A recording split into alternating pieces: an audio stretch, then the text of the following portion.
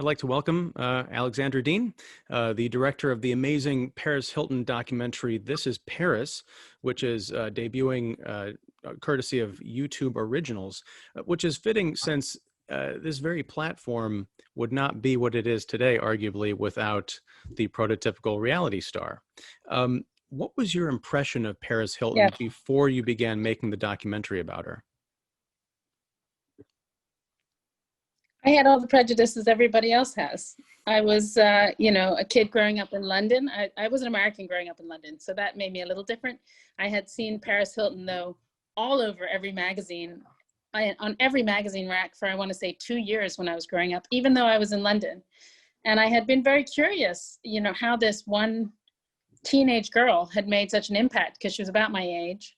And I wanted to know more. But I remember actually being sort of relieved when she stopped being on every single magazine cover, because I thought at the time it was weird. And when IPC approached me to do this documentary, of course I was skeptical at first, and then I spoke to her and everything changed. So you were approached to do this documentary. What was the pitch? And because we learn a lot of surprising things in the movie, which I'm not going to spoil, but was that part of the introduction for you to work on this movie, or did they just say, hey, we're making a documentary about Paris Hilton, would you be interested? No, it was a little more nuanced than that. IPC, the production company that had approached Paris, approached me because they'd seen Bombshell, the HEDY LAMARR story, which was my last documentary. And they felt that there was some resonance between what had happened to HEDY and what had happened to Paris. And maybe more importantly to them, Paris Hilton felt that way. She'd watched Bombshell and she'd kind of identified with HEDY. Okay. And they said that to me, you know, Paris Hilton identifies with HEDY. She feels like she's not seen, she's not understood. And I went, really? Okay. Tell me more. But also, I think because the HEDY doc really trained me to stop judging women who were very beautiful, women that did scandalous things, right? The orgasm on screen was HEDY's first time on film. To really look more deeply. That's what HEDY challenged me to do. And so when I did my first interview with Paris, I was thinking, heed HEDY's advice. Really listen. And what Paris was telling me in that first time that I talked to her was that she had created this character as a kid and she had become the character, and that she didn't really know who the real Paris Hilton was, but that she wanted to find out. I knew that she'd been to some of these boarding schools, but she didn't really want to make that the focus of the film. I knew that there had been some trauma because my own sister had been through some interesting, very devastating trauma as a teenager, and I saw the signs. Oh. So I was curious. Were you the first filmmaker to tackle this or be approached to tackle? You mentioned that Paris was a fan of the HEDY LAMARR doc, but she is such a pop icon that I'm just wondering, do you know if there were other attempts at all to kind of get into her story and share it with the world, or were you the pioneer on that? There was a doc at the Toronto Film Festival, I want to say 10 years ago or something. Okay. But it's called Paris, Not France. And I think it doesn't. I didn't see it. Yeah. It's not the same type of doc as what I made. And I don't think Paris was ready then to really talk about what had happened to her as a kid. I think that there's something about approaching 40, frankly, that makes you look back at your life in a different way. Now, as far as the access that you got to Paris, that's understandable because she sort of sought you out. But with the rest of the family, you know, there was some reluctance on the part of Nikki Hilton, certainly, and Kathy, and Richard, the father, didn't appear in the documentary at all. I think Kathy described him as a very private person. So I wonder, you know, how were those introductions for you as a filmmaker? Was there a lot of skepticism, or do you feel like Paris had worked things out with them to kind of soften them up for you?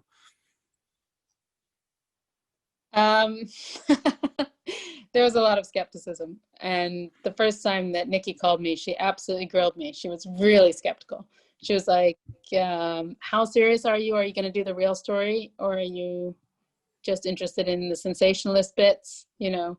And when she learned that I really wanted to do a psychological portrait of Paris, a very serious one, and go into her whole past, then she was 200% on board, but she just wanted me to do it right. And she was an incredible ally. I think for Kathy, it was a much harder decision. And I think Kathy did it purely out of love for Paris. I think it was a really hard decision for her to do it. And it took her a long time to agree. And as far as father, I don't think he ever does stuff like this. And I think he wanted to. At one point, he said he would, but he pulled out. I think he was just so uncomfortable with the idea. He couldn't go there. Do you know if, I mean, I assume Paris has seen the doc. Do you know if the rest of the family has, and have you received any feedback from them as far as, you know, what you're able to bring out and portray? I haven't. I haven't. I'm still nervous about that. I know that, you know, I watched it with Paris the first time she watched it. She was shaking, like bodily shaking. She was wrapped in something, and she shook the whole time, the full hour and a half. So that was so hard for me to sit through, because I knew she just felt like her skin was flayed off, and she was just nerves, you know. But amazingly, she didn't change anything except this 1 2-second clip at the beginning, which was involved in a lawsuit. But otherwise, nothing else, not a second of the film. And I knew she wanted to. So I was really impressed that she didn't even ask. Wow. I was astonished. Now, early on in the film, she does say, when the camera's around, I always turn into someone else. Your film reveals a lot about the performance, the importance of performance to Paris Hilton's life and her career, and everything that sort of works for her. Did you ever consider that perhaps you were getting a performance when you were doing this sort of revelatory piece about her, or do you feel that you really were able to dig in and get something honest? I know you mentioned that Paris has been kind of questing to figure out who she is. As far as what you were able to get out of these interviews, do you feel that you came close to understanding it just as she did, or is there still some kind of a distance there, a performance?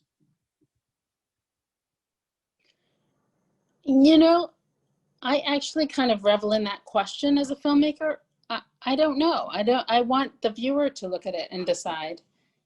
I mean, if I'm being really honest, for me, there's unquestionably moments in the film where you see the real Paris. Everything strips away, and for whatever reason, she's just there. And I would say Tomorrowland is one of those moments. The middle of the night in Korea is one of those moments. She's so tired that she doesn't have any energy to have any other exterior. When we see her with 20 different laptops, we get that flash of insight, you know, into her. But it's more like an investigation. You're gathering clues, and I hope that the viewers are there with me, gathering clues and trying to assemble this person, because the person is so buried under this trauma and this massive character that she's built. And, you know, gathering clues, that's a great way to put it, because I was on the edge of my seat trying to figure out, because I'm sort of in the same boat you were. I grew up watching, well, not grew up, but I was in my 20s watching a lot of this reality TV, and Paris Hilton specifically. So one thing I picked up on the documentary, and we see this early on, is that the simple life voice is not her voice. But she does seem to go back to that whenever she is upset or traumatized. It goes from a very deep kind of well-reasoned sounding voice to this kind of baby doll thing. She turned, and it's not even something that feels like it's turned on. It's almost like a reflex. Did you pick up on that? And did you ever talk about what that might mean? I mean, I know you're not her shrink, but I just wonder if that ever came out. Yes. Well, yeah, we talked about it all the time. Absolutely. And not just in Paris, the editors and I would talk about it because it was so fascinating. There were sometimes she would actually begin a sentence in her normal voice and go into the Paris voice, or the other way around. You know, it's sort of, she's slipping in and out, almost like it's an accent. I just think she's in this transitional period, you know, and you're seeing the uncomfortableness of that. It sort of feels like a snake shedding its skin. And you can't underestimate how hard it is to do a character portrait of somebody in flux. It's I very difficult. And trying to guess who that person is under the shedding skin, you can't see it entirely yet. So well, you gotta look at the clues. well, as daunting a task as that is, I think that you really nailed it, because I was surprised watching this, how many layers there were to Paris Hilton that I never even considered. One of you just mentioned shedding a skin. Towards the end of the documentary, there's a good 20-minute at least stretch where we're learning about in depth that trauma that she experienced that sort of changed the course of her life and compelled her to create this protective persona. You had asked, after this big emotional moment, is it time to divorce yourself from the brand? And she said something to the effect of, no, it'd be a very expensive divorce. I wonder, now that the film is coming out and people are seeing it, is there any concern on her part or any of the people that are kind of around her that this might be peeling back the curtain a bit too much and taking away some of that glam? And do you think that would at all be bothered by that? She's the one most concerned about that, I think. I think other people around her, and we might disagree a little bit on this, but I think the people around her realize that the world has changed. We're not the same world we were in 2000. This world that we're in now, with all of its terrors and COVID and wildfires going on, we're not as innocent. We know that terrible things happen. We're okay with people being a little bit more three-dimensional and human post Me Too. We know that particularly women of that kind of beauty have often suffered terrible assaults. These things are not news to us anymore. So I think that actually, and I've argued this to her brand gets stronger the more honest she is with herself and with her fans. And I don't think it makes her any less beautiful or appealing. That's just me. Oh, no, I think that's a great insight, I think. You mentioned COVID. This is something I've talked to with pretty much every filmmaker I've interviewed in the last 6 months. Not only how you stay creative as a filmmaker during this time of lockdowns, but I'd like to extend that, if you have any insight to how Paris is dealing with this, not being on 250-day-a-year trips and having paparazzi up in her face. I mean, she's sort of a creature of the spotlight, and I don't mean that in any disrespect, but how's she holding up? Do you know? Have you talked to her? Yeah. Well, if you are a Paris Hilton fan, you'll already know she has a very serious boyfriend, and he's been around for the last year. I've met him. I approve. In fact, he's a friend of my brother's, weirdly. But I think that she gave herself the space for that to develop because of, maybe partly because of what she'd been through in the film, psychologically speaking, but also time-wise because of COVID. It just gave her the space. She had started the relationship before COVID, so they were already quite close, and then everything locked down. And honestly, for Paris Hilton, that might have been the recipe that was necessary for romance. How about you? How have you been coping with COVID? Well, I have used the time to do a really big investigation and a new development of a series this time that again addresses this idea of women not being heard. Again, it's going to be women you don't expect to hear from and that you've totally underestimated, in my view, and that have gone through terrible trauma. But they have a lot to say, and it will make us, I think, re-examine the entire sexual revolution in America and how it happened. Wow. Is this a YouTube thing, do you think, or you said it's a series? Do you have a home for it yet, or are you still kind of conceptualizing it?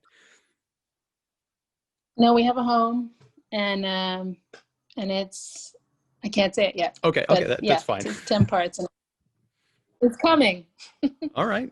Well, great. Yeah. So that's what I've been doing. It's been a wonderful time to do an investigation because you're just in your room calling people. Excellent. Well, my last question, I would like to applaud you for helping to create an end credit sequence that compelled me to stay all the way through the end credits.